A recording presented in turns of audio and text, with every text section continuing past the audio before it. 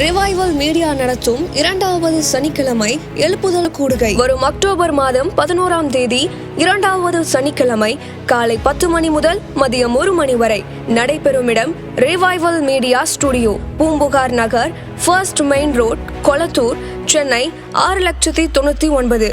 தேவ பிரசன்னத்தில் மூழ்க, தேவ வார்த்தையில் திளைக்க அன்புடன் அழைக்கிறோம். துதி ஆராதனை நடத்துபவர் சகோதரி அனிதா பீட்டர். உங்களுடைய வாழ்க்கையில சந்தோஷத்தை பரிபூரணமாக்குகிறார். 2 நாள் சந்தோஷமா இருப்போம், அதுக்கப்புறம் 2 நாள் அழுகிறது, திருப்பி 2 நாள் சந்தோஷமா இருக்கிறார். அப்படி இல்லை, ஏன்னா அவர் நம்முடைய ஆண்டவர் பரிபூர்ணமானவர், சம்பூர்ணத்தின் தேவன். உங்களுக்கான தீர்க்க தரிசன செய்தியை அளிப்பவர் சகோதரர் பீட்டர் எல்விஸ். ஒரு எரியோ நிக்குது, செங்கடல் நிக்குது, பிரச்சனை இல்லை எங்களுக்கு. ஏன்னா அந்த பிரச்சனைகளை எல்லாம் 2ஆக பிளக்கிற தெய்வீக பிரசன்னம் எங்களுக்குள்ள இருக்குது. அது போதும், நீங்க எங்களோடு கூட இருந்தா போதும். தேவ பிரசன்னம் உங்களை அன்புடன் அழைக்கிறது. இதில் கலந்து கொள்ளும் யாவருக்கும் மதிய உணவு வழங்கப்படும்.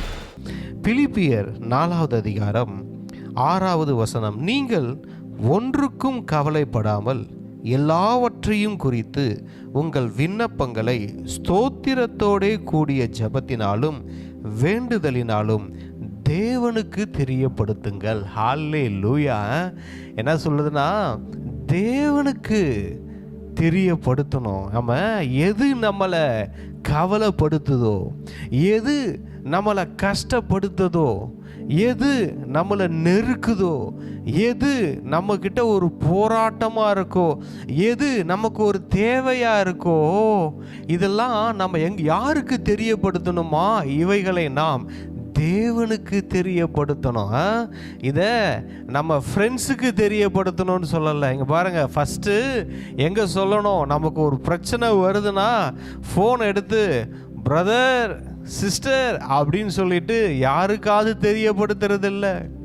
ஃபஸ்ட்டு நம்ம யாருக்கு தெரியப்படுத்தணும்னா தேவனுக்கு தெரியப்படுத்தணும். இன்றைக்கி இருக்கிற பிரச்சனை என்னன்னா, இன்றைக்கி ஒரு ப்ராப்ளம் அப்படின்னாலே நம்ம என்ன செய்கிறோம்? ஒரு ஃபோன் எடுத்து அதை யாருக்கிட்ட சொல்லக்கூடாதோ, யாருக்கு தெரியப்படுத்தக்கூடாதோ அவங்கக்கிட்ட உட்காந்து மணிக்கணக்காக பேசிக்கிட்டு இருக்கோம். அவங்கக்கிட்ட தெரியப்படுத்துறதுனால என்ன பிரயோஜனம் இருக்குது? ஒரு பிரயோஜனமும் கிடையாது. பாருங்க, இந்த வேதம் என்ன சொல்லுதுன்னா, எப்பா உன்னுடைய காரியங்களை நீ தேவனுக்கு தெரியப்படுத்து, கர்த்தருக்கு தெரியப்படுத்தணும். அடுத்தது பார்க்குறோம், 7வது வசனம், அப்பொழுது எல்லா புத்திக்கும் மேலான தேவ சமாதானம் உங்கள் இருதயங்களையும் உங்கள் சிந்தைகளையும் கிறிஸ்து இயேசுவுக்குள்ளாக காத்துக்கொள்ளும். ஹல்லேலூயா. என்ன நடக்குதுன்னா, உனக்கு அப்பொழுது உனக்கு மிரக்கல் நடக்கும்னு சொல்லலை. நல்லா பார்த்துக்கோங்க, இந்த வசனம் என்ன சொல்லுதுன்னா, எப்பா நீ தேவன்கிட்ட வந்து நீ தெரியப்படுத்தினா தேவ சமாதானம் என்ன பண்ணுதுன்னா, ஃபஸ்ட்டு உங்கள் சிந்தையையும் உங்கள் இருதயத்தையும் அது ப்ரிப்பேர் பண்ணுது, ஒரு ப்ரொடெக்ட் பண்ணுது. ஏயா நான் ஜெபம் பண்ணி வேண்டுதல் செஞ்சா தேவ சமாதானம் வந்து ஏன் என் இருதயத்தையும் என் சிந்தையையும் கிறிஸ்து இயேசுவுக்குள்ளாக காத்து கொள்ளுதுன்னா, உங்களுக்கு ஃபஸ்ட்டு மிரக்கல் நடக்கணும்னா முதல்ல ப்ரிப்பேர் ஆக வேண்டிய இடம் எது தெரியுமா? உங்கள் சிந்தையும் உங்கள் இருதயமும் தான். அதை முதல்ல சரி பண்ண நினைக்கிறார் ஆண்டவர். அதை ஃபஸ்ட்டு டீல் பண்ண நினைக்கிறாரு. அது கிறிஸ்து இயேசுக்குள்ளாக காத்து கொள்றது. அந்த தேவ சமாதானம் வந்து என்ன பண்ணுதுன்னா, உங்கள் சிந்தையை, எல்லா புத்திக்கும் மேலான தேவ சமாதானம் உங்கள் சிந்தையையும் உங்கள் இருதயத்தையும் கிறிஸ்து இயேசுக்குள்ளாக காத்து கொள்ளுதான். ஃபஸ்ட்டு அதை ப்ரொடெக்ட் பண்ணுது. அது எதுவும் டேமேஜ் ஆகாத மாதிரி அதை காத்து கொள்ளுது. எந்த பிரச்சனைக்காக நீங்கள் வந்தீங்க, எந்த தேவைக்காக நீங்கள் ஆண்டவர்கிட்ட வந்தீங்களோ அது உங்களை பாதிக்காதபடிக்கு தேவனுடைய சமாதானம் என்ன ஆகுதுன்னா, உங்கள் இருதயத்தை ப்ரொடெக்ட் பண்ணுது, உங்கள் சிந்தைகளை ப்ரொடெக்ட் பண்ணுது, பண்ணி அந்த மிராக்கிளுக்கு உங்களை ப்ரிப்பேர் பண்ணுது. ஃபர்ஸ்ட் நடக்கிற மிராக்கிளே அதுதான். ஜெபம் பண்ணிட்டு போயிட்டு அதுக்கப்புறமா அந்த பிரச்சனையே நம்ம நினச்சிக்கிட்டு இருந்து எனக்கு ப்ரெஷராக இருக்குது பிரதர், எனக்கு இன்னும் பயமாக இருக்குது அப்படின்னு சொன்னீங்கன்னா ஒன்று தெரிஞ்சுக்கோங்க, உங்கள் தேவ சமாதானம் உங்கள் இருதயத்தையும் உங்கள் சிந்தைகளையும் காத்து கொள்கிற அளவுக்கு இன்னும் நீங்கள் அதை ஆண்டவர்கிட்ட கமிட் பண்ணல, சரண்டர் பண்ணலன்னு அர்த்தம். ஆண்டவருக்கு ஏன் தெரியுமா? இப்போ நீங்க கேட்டுட்டீங்க, ஆண்டவர்கிட்ட போய் நீங்க வேண்டிக் கொண்டீங்க, தேவன்கிட்ட தெரியப்படுத்திட்டீங்க. திரும்ப ஆண்டவர் உங்களுக்கு அதை குறித்து பேச வேண்டுமானால் அதை ஆண்டவர் எங்க பேசுவாரு? உங்களுடைய சிந்தையில பேசுவாரு, உங்களுடைய இருதயத்துல பேசுவாரு. அதனால என்ன பண்றாருன்னா, எப்பா நீ ஒரு ப்ராப்ளத்துல வந்த, ஒரு பிரச்சனையில வந்த, இப்ப உன் விஷயத்த நீ என்கிட்ட சொல்லிட்ட, இப்ப நான் உன்கிட்ட வந்து பேசணும்னா உன் சிந்தையில கண்டதையும் போட்டு வச்சிருந்தீனா என்னால உன் சிந்தையில பேச முடியாது. உன் இருதயத்துல கண்டதையும் போட்டு நிரப்பிருந்தினா உன் இருதயத்துல நான் வந்து பேச முடியாது. நான் பேசுறேன் தான். நீ வேண்டிக் கொள்ளும் போதே நான் உன்கிட்ட பதிலை கொடுக்கணும்னு ஆயத்தமாக தான் இருக்கிறேன். என் பதிலை உன்கிட்ட கொடுக்க தான் வரேன். அதுக்கு என்ன செய்யணும்னு உன்கிட்ட பேச தான் வரேன். ஆனா என்னன்னா, அந்த பிரச்சனையே உன் சிந்தையை நிரப்பி இருந்தால், எதற்காக நீ ஜெபம் பண்ணியோ அதற்குரிய காரியங்களே, தேவையில்லாத காரியங்களே, நெருக்கமோ கவலையோ கஷ்டமோ கண்ணீரோ உன் இருதயத்தை அது நிரப்பி இருக்குமானால் அந்த இடத்துல வந்து ஆண்டவருடைய வார்த்தை கிரியை செய்ய முடியாது. அதுக்கு தான் நீங்க ஜெபம் பண்ண உடனே ஆண்டவர் என்ன செய்றாருன்னா, எல்லா புத்திக்கும் மேலான தேவ சமாதானம் வந்து உங்க இருதயத்தையும் சிந்தைகளையும் அது கிறிஸ்து இயேசுவுக்குள்ளாக காத்து கொள்கிறது, காத்து ப்ரொடெக்ட் பண்ணிக்குது. ஏன்னா ஆண்டவர் பேச வராருப்பா, பேச வராரு. ஒரு சிஎம் வராருன்னா பாருங்க, அப்பப்பா சிஎம் வராரு, ஒதுங்க எல்லாம் கிளியர் பண்றாங்க, எந்த டிஸ்டர்பன்ஸ் இருக்கக்கூடாது, அவர் வேகமா போகணுன்ற மாதிரி தேவ சமாதானம் வந்து என்ன செய்யுதுன்னா, கிறிஸ்து இயேசுவுக்குள்ளாக நம்ம சிந்தையை இருதயத்தையும் காத்து கொள்ளுது. கடவுளுடைய வார்த்தை வரப்போகுதுப்பா, கடவுளுடைய வார்த்தை வரப்போகுது. நீ எதையும் திங்க் பண்ணாத, கண்டதையும் போட்டு குழப்பிக்காத. நீ கண்டதையும் போட்டு குழப்பிக்கிட்டே இருக்கிற வரைக்கும் ஆண்டவருடைய வார்த்தை வராது. உன் டிராஃபிக் எல்லாம் கிளியர் பண்ணு. டிராஃபிக் ரோட்ல நீ கண்டதையும் போட்டு வச்சிருக்கிற, ஆண்டவர் வர வழி, ஆண்டவர் வர மாட்டேங்கிறார் பிரதர். என் லைஃப்ல ஆண்டவர் என்று ஆக மாட்டேங்கிறார் பிரதர். தேவனுடைய வார்த்தை வர மாட்டேங்குது பிரதர்ன்றீங்க. ஆண்டவர் வந்து கொண்டிருக்கிற, ஆண்டவர் வர பாதையில நீங்க தேவையில்லாததை போட்டு வச்சிருக்கீங்க. எல்லாத்தையும் கிளியர் பண்ணுங்க, எல்லாத்தையும் தூக்கி எறிங்க. ஆண்டவர் வருவதற்கு, உங்க வாழ்க்கையில் வருவதற்கு, தேவனுடைய வார்த்தை வருவதற்கு, இன்னும் உங்க லைஃப்ல, உங்க சிந்தையில, இருதயத்துல எதெல்லாம் போட்டிருக்கீங்களோ அதெல்லாம் தூக்கி எறிங்க, கிளியர் பண்ணுங்க. அவர் அந்த வார்த்தை மடை திரண்ட வெள்ளமாக பாய்ந்து வரும், பரவி வரும். ஹல்லேலூயா. கேட்டுக்கிட்டே இருக்கிறோம் பிரதர், ஆண்டவர் எந்த வார்த்தையும் கொடுக்கல, அப்படி இல்லை பாருங்க, தேவனுடைய வார்த்தை வருகிறது. அதுக்கு தான் நடக்கிற ஃபர்ஸ்ட் மிராக்கிள் என்னன்னு கேட்டிங்கன்னா, அந்த நீங்கள் வேண்டிக் கொண்ட உடனே, தேவனுக்கு தெரியப்படுத்தின உடனே ஒரு ஃபர்ஸ்ட் நடக்கிற மிராக்கிள், தேவ சமாதானம் வந்து உங்கள் இருதயத்தை காத்து கொள்கிறது. கிறிஸ்து இயேசுவுக்குள்ளாக உங்கள் சிந்தையையும் இருதயத்தையும் காத்து கொள்கிறது. இங்க பாருங்க, கிறிஸ்து இயேசுவுக்குள்ளாக ஒரு மனுஷன் எப்பயும் தன் சிந்தையும் தன் இருதயத்தையும் அவன் காத்து கொண்டு இருந்தானா, அழகா அவனுக்கு தேவனுடைய வார்த்தை அருவி போல பாய்ந்து வந்து கொண்டே இருக்கும், நான் ஸ்டாப்பா வந்து கொண்டே இருக்கும். அவன் எதுக்கும் அழ வேண்டிய அவசியம் இல்லை, கலங்க வேண்டிய அவசியம் இல்லை. இருதயத்தை அவர் பாதத்தில் ஊற்றி விட்டால் போதும்.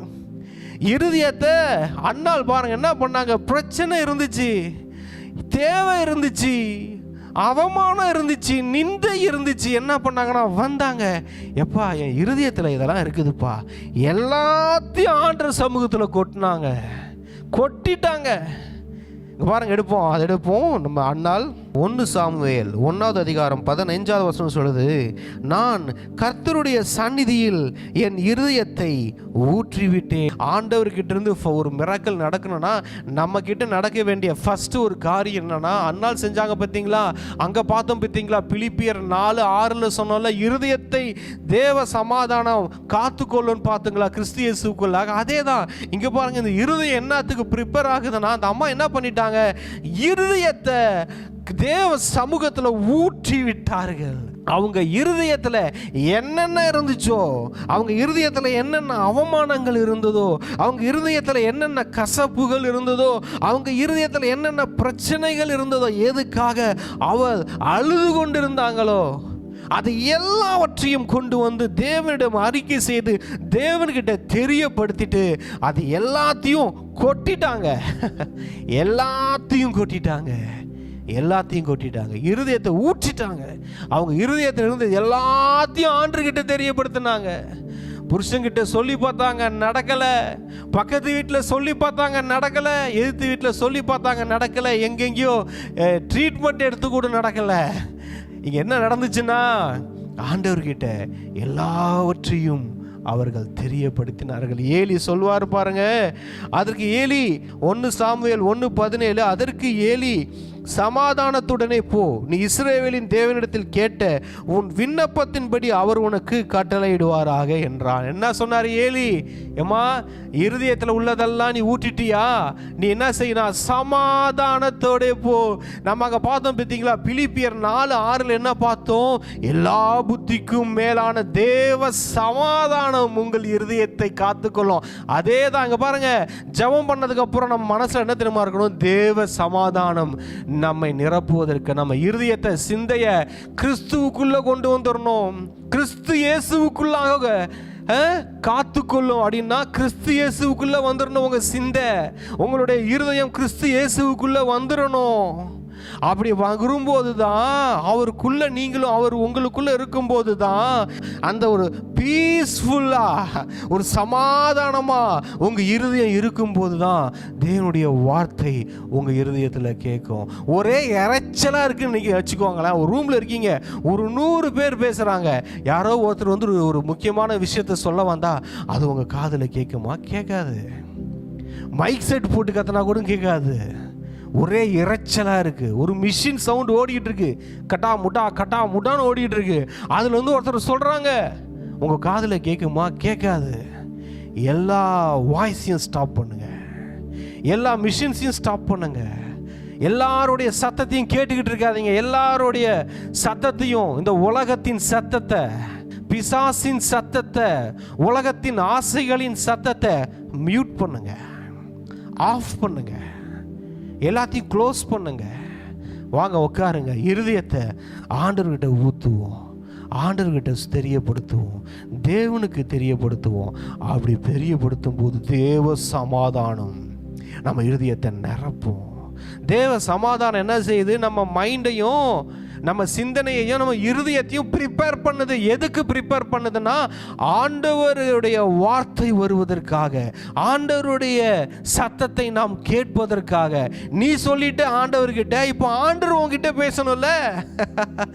நீ ஆண்டவர்கிட்ட சொல்லிட்டப்பா, இப்போ ஆண்டவர் உங்ககிட்ட பேசணும்னு ஆசைப்படுறாரு. நிறைய பேர் பிரச்சனை என்னன்னா, பிரதர் நான் ஆண்டவர்கிட்ட பேசிக்கிட்டே இருக்கேன் பிரதர், ஆனால் ஆண்டவர் என்கிட்ட பேச மாட்டேங்கிறாரு அப்படின்றீங்க. பிரதர் அண்ட் சிஸ்டர், உங்களை விட அதிகமாக ஆண்டவர் தினந்தோறும் 1000 பல லட்சம் கோடி வார்த்தைகளோடு உங்களோட பேச ஆசையா இருக்கிறார். என்ன பிரச்சனைனா, இங்கே தான் ஏகப்பட்ட வாய்ஸ் உள்ள கேட்டுக்கிட்டே இருக்குது. இங்கே தான் 1008 வாய்ஸ் கச்சா முச்சா ஏகப்பட்டதை கேட்டுட்டு இருக்கீங்களே. அதனால் அந்த வாய்ஸ் கேட்க மாட்டேங்குது. ஆண்டவர் என்ன சொல்கிறாருன்னா, எல்லாத்தையும் மியூட் பண்ணுப்பா, எல்லாத்தையும் மியூட் பண்ணு. கிறிஸ்து இயேசுவுக்குள்ளாக உன்னை தேவனுடைய சமாதானம் காத்துக்கொள்ளும்படி உன்னை கமிட் பண்ணு, உன்னை விட்டுக்கொடு. சொன்ன பார்த்தீங்களா, சிஎம் வரத்துக்கு முன்னாடி அந்த இடத்த கிளியர் பண்ணுற மாதிரி ஆண்டோட வாய்ஸ் வரணும்னா எல்லாத்தையும் மியூட் பண்ணி தேவையில்லாம் ஒதுக்கி விட்டு இடத்த ஃப்ரீ பண்ணணும். அந்த மாதிரி நம்ம ப்ரிப்பேர் ஆகணும் தேவனுடைய வார்த்தை கேட்கும்படியா. கண்டதையும் கேட்டுட்டு கண்டதையும் பார்த்துட்டு ஏகப்பட்ட செய்திகளை கேட்டுட்டு 1000 பேருக்கு ஃபோன் போட்டு அவங்க சொல்கிற நெகட்டிவ் வேர்ட்ஸ் எல்லாம் கேட்டுட்டு அதுக்கப்புறம் ஆண்டவருடைய வார்த்தை அப்படின்னா நம்ம இருதயம், நம்ம சிந்தனையும் ரெடியாக இல்லை. ஆண்டவருடைய வார்த்தையை கேட்பதற்கு ஆயத்தமாக இல்லை, அந்த குவாலிட்டி இல்லை, அந்த ஆயத்தம் இல்லாதப்போ எப்படி தேவனுடைய வார்த்தை வரதை தான் செய்யுது. தேவனுடைய வார்த்தை வந்துக்கிட்டு இருக்கு, ஆனால் கேட்க மாட்டேங்குதுல, இறைச்சலாக இருக்குல்ல. பிரியமானவர்களே, நம்மை நாமே நிதானித்து பார்க்கணும். பாருங்க, தேவனுடைய வார்த்தை வந்துச்சு ஏலி மூலமா. என்னமா சொன்னார் ஆண்டவர்? சமாதானத்தோட போ. ஹல்லேலூயா. பிலிப்பியர் 4:6 சொன்ன அதே சமாதானத்தோட போ அப்படின்னு தீர்க்கதரிசியிடம் இருந்து ஒரு வார்த்தை வந்தது. தேவனுடைய வார்த்தை வந்துச்சு. அந்த அம்மா அதுக்கப்புறம் வசனம் சொல்லுதுங்க பாருங்க, பின்பு அவள் துக்கமுகமாய் இருக்கவில்லை. சில நாள் சென்ற பின்பு அன்னாள் கர்ப்பவதியாகி ஒரு குமாரனை பெற்று கர்த்தரிடத்தில் அவனை கேட்டேன் என்று சொல்லி அவனுக்கு சாமுவேல் என்று பெயரிட்டாள். ஹல்லேலூயா. பார்த்தீங்களா, ஆண்டவர்கிட்ட கேட்டோம் பிரதர், கிடைக்கல பிரதர், யாரும் சொல்லாதீங்க. கேட்கிறவன் எவனும் பெற்றுக்கொள்கிறான். வசனம் சொல்லுது, கேளுங்கள் கொடுக்கப்படும் சொல்லிட்டார் ஆண்டவர். ஆனால் எப்படி கேட்கணும்? கேட்டுட்டு திரும்ப ஆண்டவர் என்ன சொல்ல வராரு அப்படின்றத ரிசீவ் பண்ணுறதுக்கு நம்ம எப்படி ஆயத்தமாக இருக்கணும்?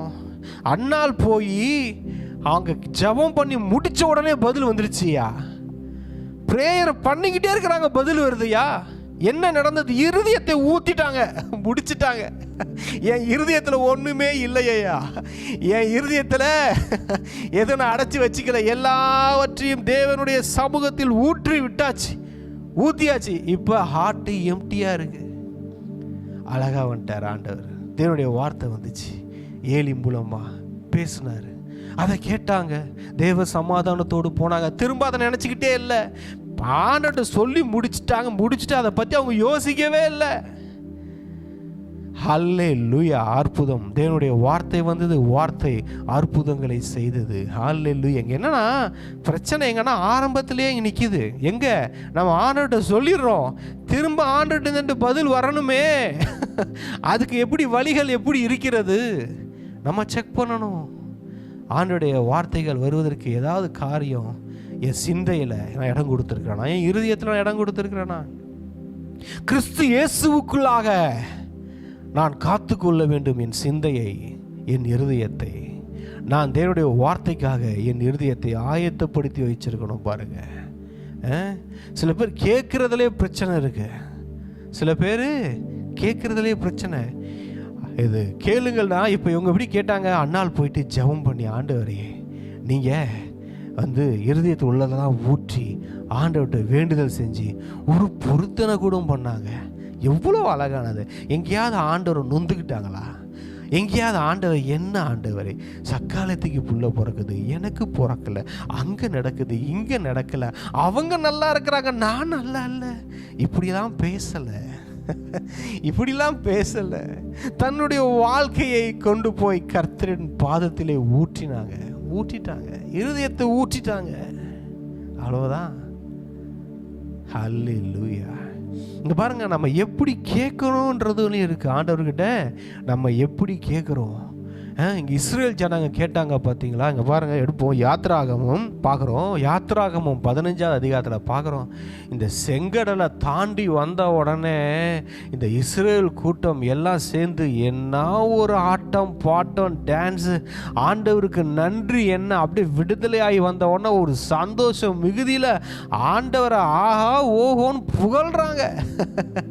ஆண்டவர் என்ன பண்ணுறாங்கன்னா ஆஹா ஓஹோன்னு புகழ்ந்து தள்ளுறாங்க. ஆண்டவரே, நீங்கள் எகிப்தியனை கடலில் மூழ்கடிச்சிங்க, எங்களை கொள்ளையிடலாம் நினச்சான், நாங்கள் அவனை கொள்ளையிட்டுட்டோம், அப்படி தொடருவோம், பிடிப்போம், கொள்ளையாடுவோம் நினச்சான், ஆனால் நடக்கலை, அப்படி இப்படின்னு ஆண்டவரை புகழ்ந்து தள்ளுறாங்க. பாருங்க, கர்த்தர் என் பலனும் என் கீதமும் ஆனவர்ன்றாங்க. அப்படியே பாட்டாக பாடுறாங்க. லேடிஸ் ஒரு பக்கம் பாடுறாங்க, ஜென்ஸ் ஒரு பக்கம் பாடுறாங்க, மிரியாம் ஒரு பக்கம் அப்படியே தம்புரை எடுத்துட்டு அப்படியே டான்ஸ் ஆடுறாங்க, எல்லாம் செய்கிறாங்க. பாருங்க, ஒரு 3 நாள் தான் எல்லாம்.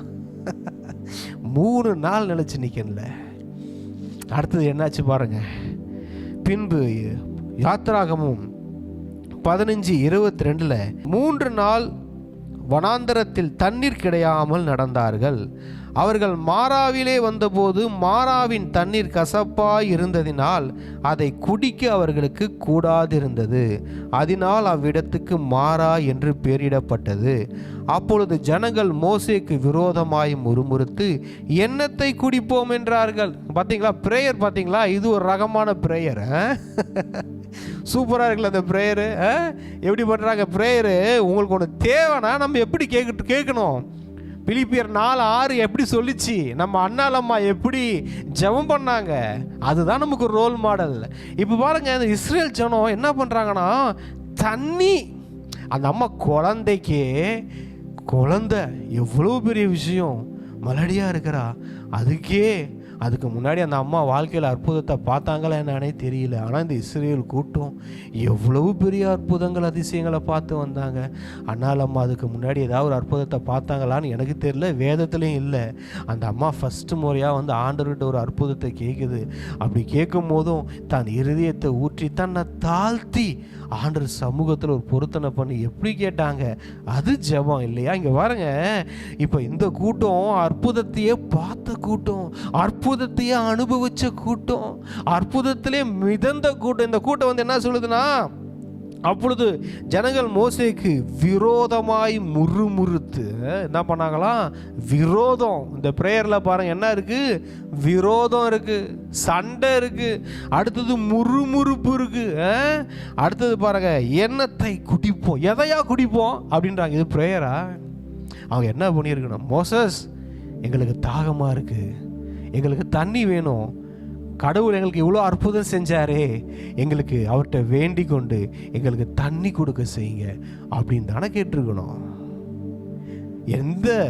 எவ்வளோ அற்புதங்களை பார்த்தாங்க. கடைசியாக செங்கடலை பிரிஞ்சு 3 நாள் தான் ஆச்சு, 3 நாள் தான் ஆச்சு. விரோதமாய் முறுமுறுத்து எண்ணத்தை குடிப்போம் அப்படின்றாங்க. நான் கேட்குறேன், மாறாவில் அந்த தண்ணி கசப்பாக இருந்துச்சுல, அதை யாரும் உங்களை போய் குடிக்க சொன்னது? மோசஸ் குடிக்க சொன்னாரா?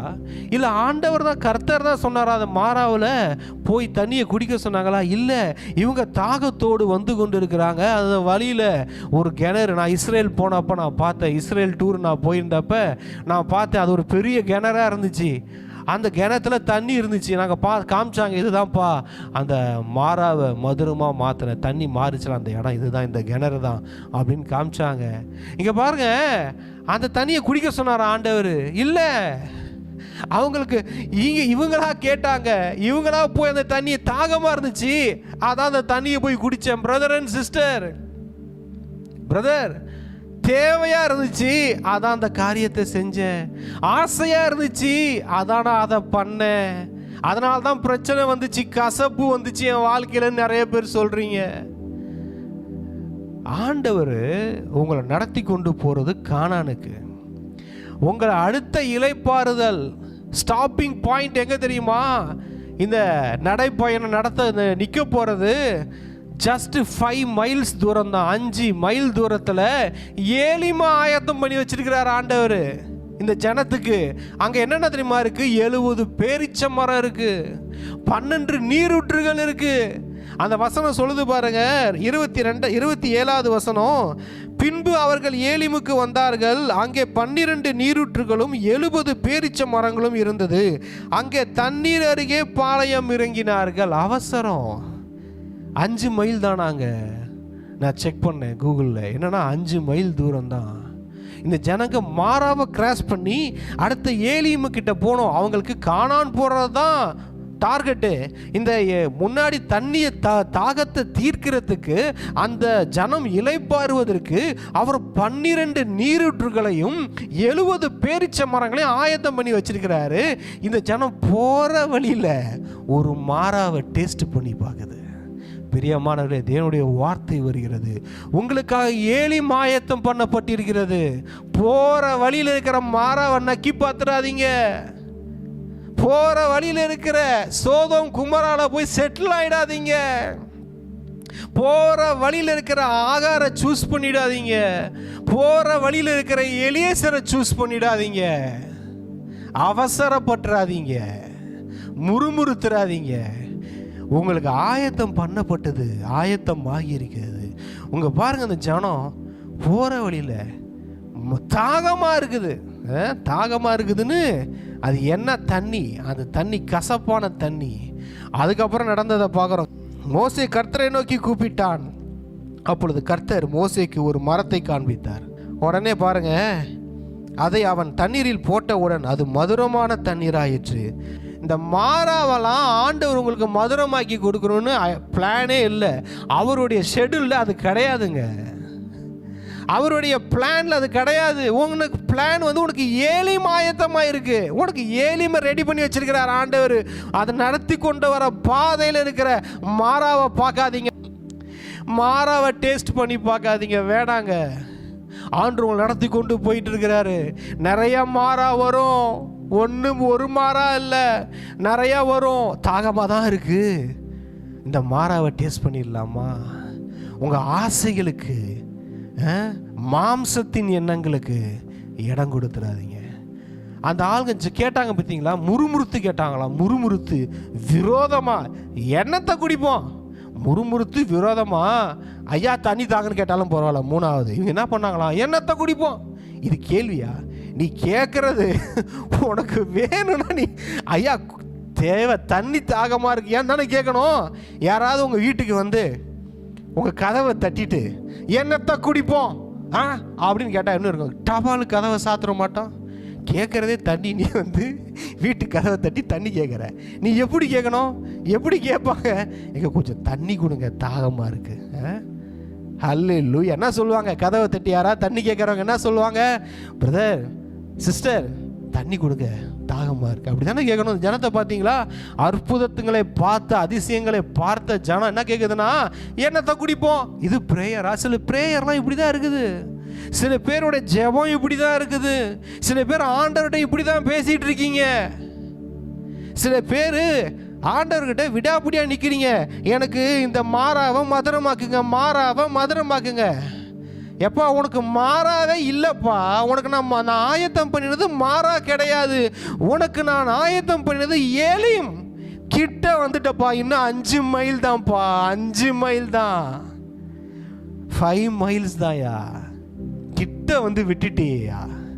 பிரியமானவர்களே, நிறைய பேர் ஆண்டவர் ஆயத்தம் பண்ண ஏலிம் கிட்ட வந்துட்டீங்க, கிட்ட வந்துட்டீங்க.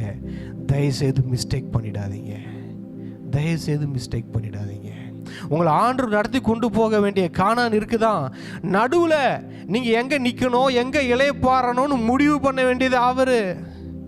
தேவன் சொல்லாத இடத்துல இளைப்பாறிடாதீங்க. தேவன் சொல்லாத இடத்துல உங்கள் பஸ்ஸை நிறுத்திடாதீங்க. ஹால்ட்டு போட்டுறாதீங்க, கூடாரம் போட்டுறாதீங்க. பாருங்க ஆண்டவர் என்ன சொல்றாரு, மோசஸ் என்ன சொல்றாரு பாருங்க. பாஸ்ட் ஆவிக்குரிய தலைவர்கள் என்ன சொல்றாங்கன்னு பாருங்க. உங்க ஃபெலோஷிப் என்ன சொல்றாங்கன்னு கொஞ்சம் காது கொடுத்து கேளுங்க. ஹால்ட்டு போட்டுறாதீங்க. அது என்னது? மாறா கசப்பா இருக்கு, அது சாக்கடை. அது சாக்கடையா? சாக்கடை கசப்பா தானையா இருக்கும். சில பேர் சாக்கடையா ஆண்டவர்கிட்ட, ஆண்டவரே இந்த சாக்கடையை மதுரம் வாக்குங்க. வேற வழி இல்லாம அன்னைக்கு என்ன பண்ணார் ஆண்டவர்? இந்த இஸ்ரேல் ஜனத்துக்கு அந்த மாறா என்னும் சாக்கடையை மதுரம் ஆக்குனாரு. வேற வழி இல்லை. இந்த ஜனகம் முறுமுறுக்குது, விரோதமாகுது. எப்படி கேட்குது பாருங்க. என்னத்தை குடிப்போம் கேட்கறதே ஆண்டவர்கிட்ட கேட்கறது எப்படி இருக்கு பாருங்க. இந்த மாதிரி கேட்டிங்கன்னா மாறாவை மதுரமாக்கிட்டு அதை சாப்பிட்டுட்டு போகிற வாழ்க்கை. ஆனால் வெயிட் பண்ணிங்கன்னா, வெயிட் பண்ணி எனக்கு தெரிஞ்சு நான் கண்டிப்பாக சொல்கிறேன், மோசஸ் ஜோஷுவா அந்த மாறாவின் தண்ணீரை குடிச்சிருக்க மாட்டாங்க. எனக்கு நான் நம்புகிறேன் கண்டிப்பாக ஏலிமில் வந்து அவங்க இளைப்பாறி இருப்பாங்க. இந்த ஜனம் என்ன பண்ணுச்சு? இங்கேயே திருப்தி ஆயிடுச்சு, நல்லா குடிச்சிட்டு வயிறு முட்டை குடிச்சிட்டு ஏலிம் கிட்ட வருது, அனுபவிக்க முடியல. ஏலிமில் இருக்கிற 12 நீரூற்றுகளுக்கு வருது அவனுக்கு. ஐயோ இப்போதான் ஃபுல் மீல்ஸ் சாப்பிட்டேன், இப்போதான் ஃபுல்லாக குடிச்சிருக்கிற, தாகெல்லாம் தீந்து போச்சு. ஐயோ கொஞ்சம் வெயிட் பண்ணியிருந்தேன், அந்த 12 நீரூற்றுகளும் 12 டேஸ்டாக இருந்திருக்குமே. 12 மதுரம் இருக்குது இங்கே. ஒரு மதுரத்துக்கு கர்த்தர் முறுமுறுத்தோம். இங்கே வந்து பார்த்தா ஆண்டவர் ஆயத்தம் பண்ணது 12 மதுரம், 70 பேரிச்சம்பரங்கள். அடடடடா, அவசரப்பட்டுட்டோமே. பிரதர் அண்ட் சிஸ்டர், அவசரப்படாதீங்க, அவசரப்படாதீங்க. உங்களுக்காக 12 நீரூற்றுகள், 70 பேரிச்ச மரங்கள் உள்ள நல்ல வாழ்க்கை, ஏலிம் வாழ்க்கை ஆண்டவர் உங்களுக்கு வச்சிருக்கிறாரு. ரொம்ப டயர்டாக இருக்குது பிரதர், ரொம்ப நேரம் ட்ராவல் பண்ணிட்டோம், ஒரு தேவை இருக்குது ஊழியத்தில், ஃபேமிலியில் ஒரு தேவை இருக்குது, வருது ஏலிம் வருது, கவலைப்படாதீங்க. நீங்கள் போக வேண்டியது காணான் தான். நடுவில் கொஞ்சம் இளைப்பாறுவதற்கு ஆண்டவர் உங்களுக்கு ஒரு ஏலிமையும் ஆயத்தம் பண்ணியிருக்கிறார். எங்கேயாவது உங்களை ஹால்ட் போட்டாரும் மாறாக்கிட்ட போட மாட்டாருங்க நம்ம ஆண்டவர். மாறாக்கிட்டெல்லாம் போட மாட்டார், சோதோம் குமாரா கிட்ட போட மாட்டாருங்க.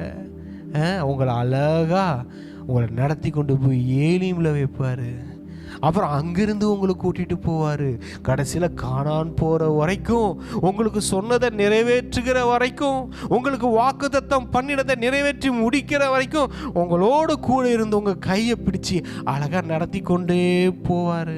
இந்த பூமியில் நம்ம ஆணுடைய வருகை தாமதமானால் இந்த பூமியில் கடைசி நாள் கடைசி நிமிஷம் நம்ம கண்ணை மூடுவோம் பார்த்தீங்களா, அது வரைக்கும் அவர் நம்ம கூட இருந்து நம்ம கையை பிடிச்சி நம்ம சரீரத்தை அழகாக படுக்க வச்சு நம்ம கண்களை மூட வச்சு நம்மளை கூட்டிகிட்டு போவாருங்க.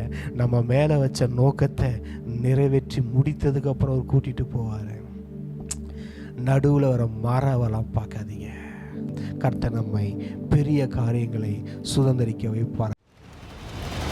ரிவைவல் மீடியா நடத்தும் 2வது சனிக்கிழமை எழுப்புதல் கூடுகை வரும் அக்டோபர் மாதம் 11ஆம் தேதி 2வது சனிக்கிழமை காலை 10 மணி முதல் மதியம் 1 மணி வரை நடைபெறும் இடம் revival media studio, Poompuhar Nagar, first main road, Kolathur, Chennai 6,99,000. தேவ பிரசன்னத்தில் மூழ்க, தேவ வார்த்தையில் திளைக்க அன்புடன் அழைக்கிறோம். துதி ஆராதனை நடத்துபவர் சகோதரி அனிதா பீட்டர். உங்களுடைய வாழ்க்கையில சந்தோஷத்தை பரிபூரணமாக்குகிறார். 2 நாள் சந்தோஷமா இருப்போம், அதுக்கப்புறம் 2 நாள் அழுகிறது, திருப்பி 2 நாள் சந்தோஷமா இருக்குது. அப்படி இல்லை. ஏன்னா அவர் நம்முடைய ஆண்டவர் பரிபூர்ணமானவர், சம்பூர்ணத்தின் தேவன். உங்களுக்கான தீர்க்க தரிசன செய்தியை அளிப்பவர் சகோதரர் பீட்டர் எல்விஸ். ஒரு எரியோ நிக்குது, செங்கடல் நிக்குது, பிரச்சனை இல்லை எங்களுக்கு. ஏன்னா அந்த பிரச்சனைகளை எல்லாம் 2ஆக பிளக்கிற தெய்வீக பிரசன்னம் எங்களுக்குள்ள இருக்குது. அது போதும். நீங்க எங்களோடு கூட இருந்தா போதும். தேவ பிரசன்னம் உங்களை அன்புடன் அழைக்கிறது. இதில் கலந்து கொள்ளும் யாவருக்கும் மதிய உணவு வழங்கப்படும்.